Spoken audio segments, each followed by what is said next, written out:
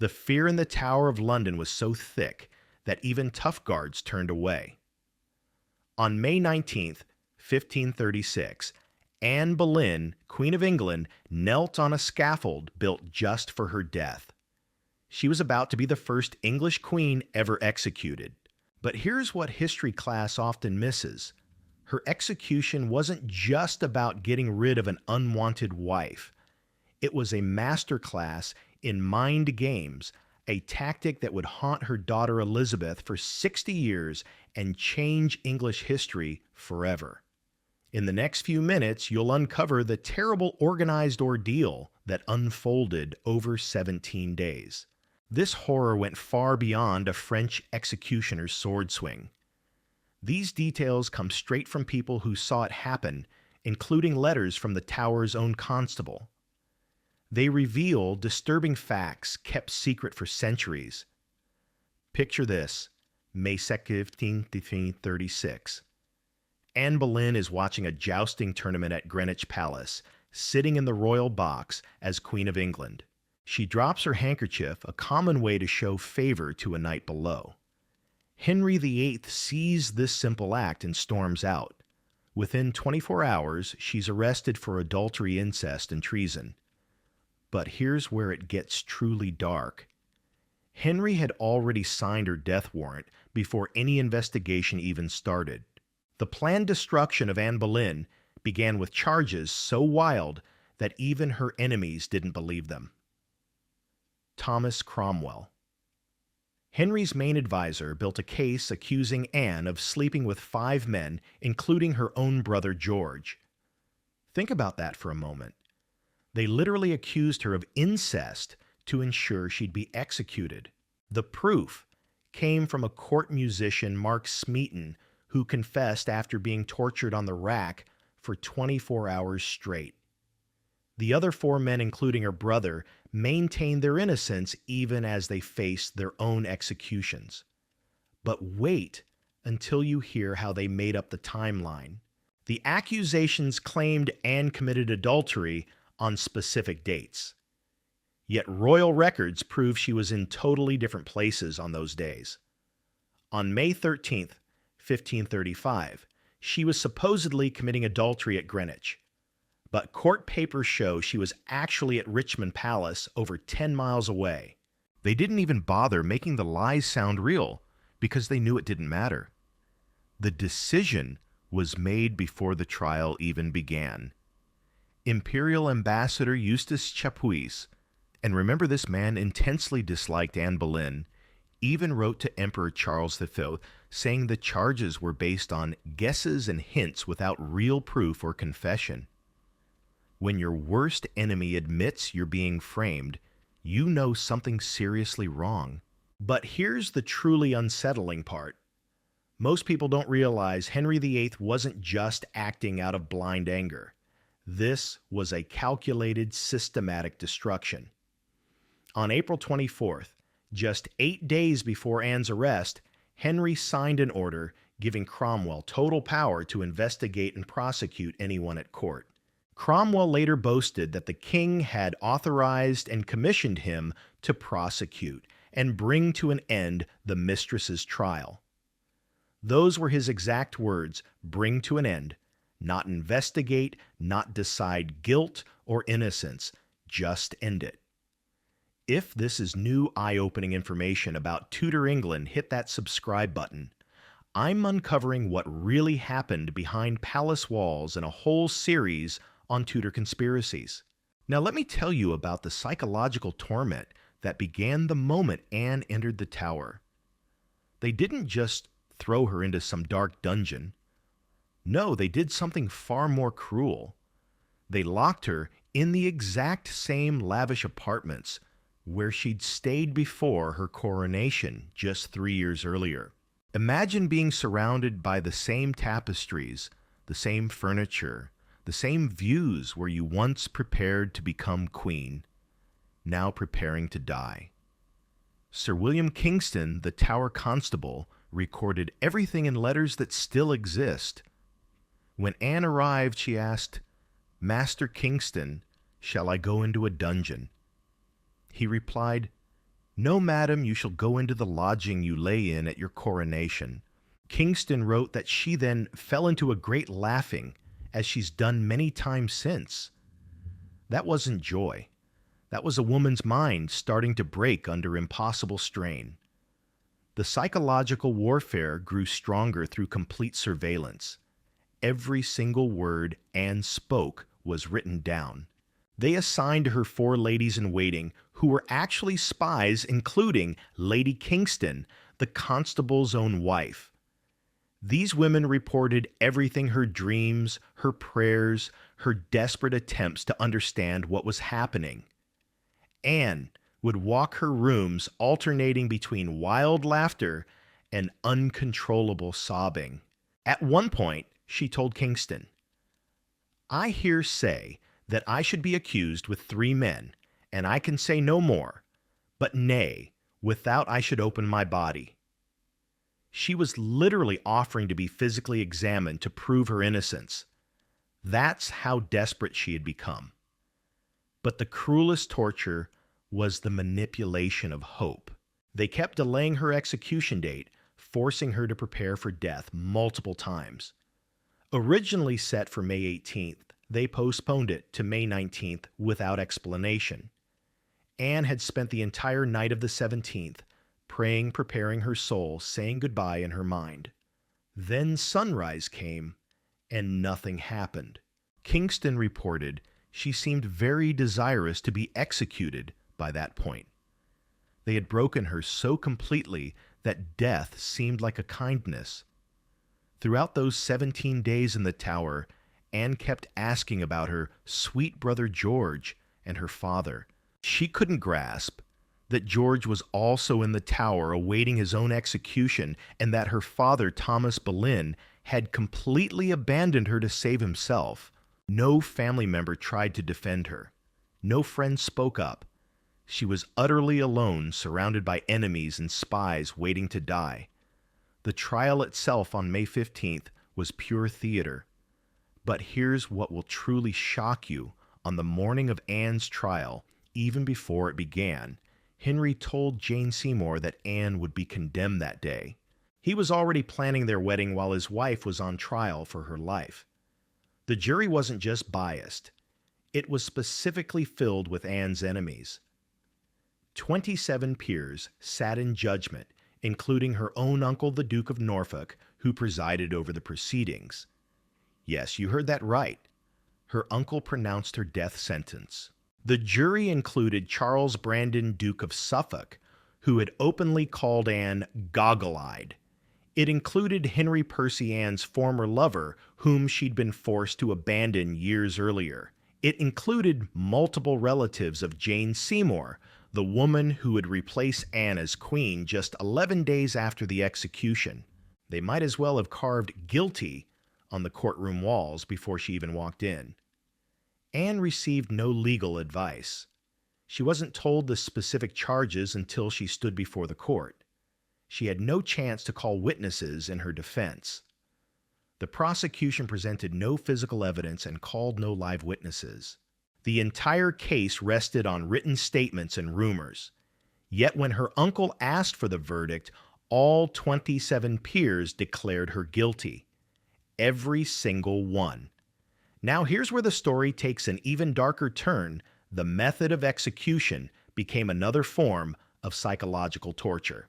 Burning was the traditional punishment for adultery and treason by a queen. But Henry, in what he presented as an act of mercy, changed this to beheading. Except there was a catch. He insisted on bringing in a special executioner from France, an expert swordsman from Calais. This meant more delays, more psychological torture, as Anne waited for her specially imported executioner to arrive. Why a French swordsman? On the surface, it seemed merciful. Death by sword was quicker and cleaner than the axe. But I think Henry had another reason using a French executioner sent a message. Anne was so outside English law, so beyond redemption, that even her execution needed foreign hands. It was one final humiliation, one last way to mark her as an outsider, as not truly English, despite being queen. The execution morning itself, May 19th, revealed Anne's complete psychological transformation. Witnesses described her as almost ethereal, dressed in a gray damask gown trimmed with fur. Her hair was tucked under a simple cap. The woman, who had once blazed through court like a dark star, was now pale, composed, almost see-through. She had moved beyond fear into a strange state of acceptance that unnerved everyone present. On the scaffold, Anne gave a speech that historians still debate. She praised Henry as a gentle and sovereign lord and asked people to pray for him. Some see this as Stockholm Syndrome, others as a desperate attempt to protect her daughter Elizabeth. But listen to her exact words. "I pray God save the king and send him long to reign over you, for a gentleman or a more merciful prince was there never. And to me he was ever a good, a gentle, and sovereign lord." The sarcasm is so thick you could cut it with that French sword. But then came the moment that haunts me. Anne turned to her ladies and said, "I hear the executioner is very good, and I have a little neck." She put her hands around her throat and laughed. That's not gallows humor. That's a woman so thoroughly broken that she's making jokes about her own beheading. The crowd fell completely silent. The French executioner was indeed skilled. As Anne knelt upright, French style not bent over a block, she kept looking around, waiting for the blow. The executioner had hidden his sword under the straw. While Anne was distracted by his assistant, he struck one clean cut. Witnesses said her lips continued moving in prayer for several minutes after her head was severed. Whether that was remaining consciousness or just muscle contractions, we'll never know. But that image of Anne's lips still moving in prayer after death burned itself into the memory of everyone present. Here's the part that really shows the cruelty of it all. They hadn't even prepared a proper coffin. Anne's sobbing ladies had to wrap her head and body in white cloth and place them in an old arrow chest they found in the Tower Armory. The first Queen of England to be executed was buried in a box meant for weapons dumped in an unmarked grave in the chapel of St. Peter ad Vincula. No funeral, no prayers, no marker, as if she had never existed. But the horror didn't end with Anne's death. Let me tell you what this did to her daughter. Elizabeth was 2 years old when her mother was executed. At 8, after watching her stepmother, Catherine Howard, meet the same fate, in the same spot Elizabeth declared, "I will never marry." She kept that vow for the rest of her life. The Virgin Queen's refusal to marry, which defined her entire reign, was born in the shadow of that scaffold. Elizabeth could never publicly acknowledge her mother. Anne had been declared a traitor and adulteress. But in private, she wore a ring her entire adult life that contained hidden portraits of herself and Anne Boleyn positioned face to face. When the ring was finally removed from her finger after death, courtiers discovered this secret she'd carried for decades. She also kept her mother's book of hours, her jewelry, and even displayed Anne's falcon badge in her palaces when she thought no one would notice. But here's what really reveals the psychological damage Elizabeth's relationship with execution itself. Unlike her father, who killed at will, unlike her sister Mary, who burned hundreds, Elizabeth agonized over every death warrant. When Parliament demanded Mary, Queen of Scots' execution, Elizabeth delayed for months. After finally signing the warrant, she claimed her advisors had tricked her. Some historians call this political theater. But I see a woman haunted by her mother's ghost, terrified of becoming the monster her father was. The execution of Anne Boleyn did more than remove an inconvenient queen. It fundamentally broke the English understanding of justice. Here was proof that the law meant nothing if you displeased the king. Evidence could be fabricated, juries could be packed, even the sacred bond of marriage, blessed by God, according to their beliefs, could be destroyed by royal whim. If the queen herself could be subjected to judicial murder, what hope did anyone else have? This precedent claimed its next victim just 6 years later. Catherine Howard Ann's young cousin was executed on the same Tower Green on charges just as fabricated. The machinery of royal destruction that killed Anne Boleyn had become a well-oiled system by then. People knew the script: arrest, imprisonment in the Tower. Packed jury, predetermined verdict, execution. The only variable was the method. Catherine got the axe instead of the sword. But I haven't told you the worst part yet. Remember Mark Smeaton, the musician whose tortured confessions started this whole nightmare. He was the only one of the accused men who confessed, and he was the only one from a common background. The four gentlemen, including George Boleyn, maintained their innocence to the end and died with noble dignity. But Smeaton, he disappeared into historical silence after his confession executed without fanfare. His family destroyed his name forever, linked with lies extracted by torture. Those 17 days in May 1536 revealed the true horror of Tudor power. Not the public executions meant to terrify those where theater everyone understood. The real horror was the systematic perversion of justice, the psychological destruction of the victim, the participation of family members in judicial murder. Anne's own uncle pronounced her death sentence. Her father didn't lift a finger to save her. The entire English establishment collaborated in killing a woman they knew was innocent. International reaction was immediate and damning. The French were so appalled that Lancelot, de Carle's secretary to their ambassador, wrote a 118-line poem about Anne's execution within 2 weeks. Henry was so disturbed by this account spreading through Europe that he ordered his ambassador in Paris to suppress it. Even in an age of brutal politics, Europe was shocked that a king would execute his queen on such obviously fabricated charges. The Spanish ambassador Chapuis, despite disliking Anne, wrote to Emperor Charles V that people were murmuring about the proceedings. That's diplomatic speak, for everyone knows this was murder. Foreign courts began to reconsider their dealings with a king who could kill his wife so easily. The execution damaged England's reputation across Europe, marking Henry VIII as dangerously unstable. But perhaps the most chilling aspect is how quickly it all happened. 17 days from accusation to execution. 17 days to destroy a woman who had been Queen of England, who had worn the crown, who'd been anointed with holy oil in Westminster Abbey. The speed wasn't just about efficiency.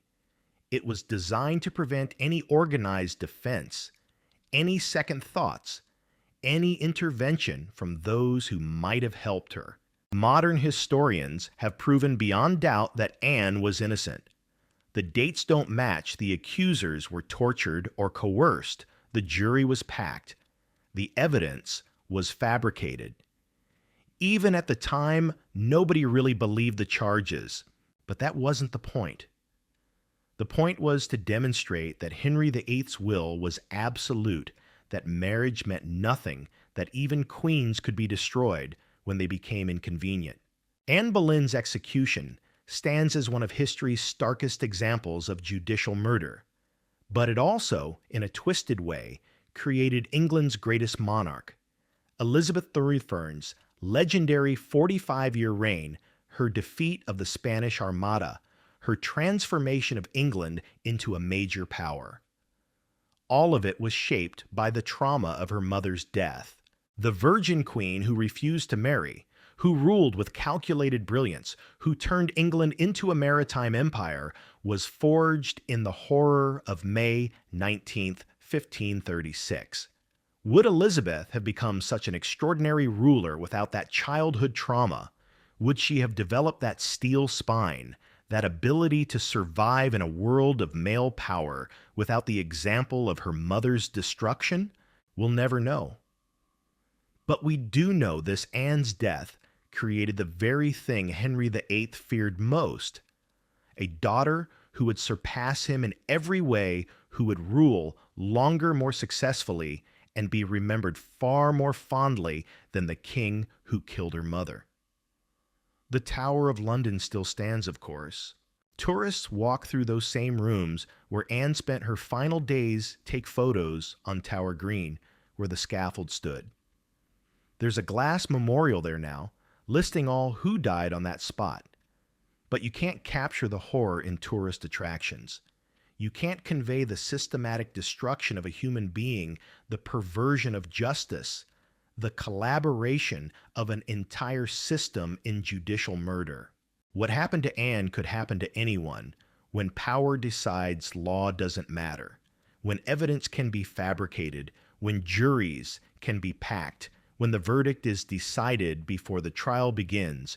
Justice dies just as surely as the victim on the scaffold. That's the real horror of Anne Boleyn's execution. Not just that an innocent woman died, but that an entire nation watched it happen and did nothing. Every time we accept injustice, because it doesn't affect us directly, every time we watch power corrupt justice and stay silent, we participate in the same horror that killed Anne Boleyn. Her ghost doesn't haunt the Tower of London. It haunts every courtroom where the verdict comes before evidence, every system where power matters more than truth. The French executioner was paid $23 for his work, about $8,000 in today's money. That's what it cost to kill a Queen of England. But the real price was paid by English justice, by every person who lived in fear of royal power, by a small girl named Elizabeth, who grew up knowing her mother's fate. That price England is still paying. If this hidden history of Tudor horror fascinated you, watch this next video where I reveal the dark truth about Henry VIII's medical condition that drove him to murder. You'll discover how a jousting accident transformed England's Golden Prince into history's most notorious wife killer. Subscribe for more suppressed historical truths, and I'll see you in the next investigation.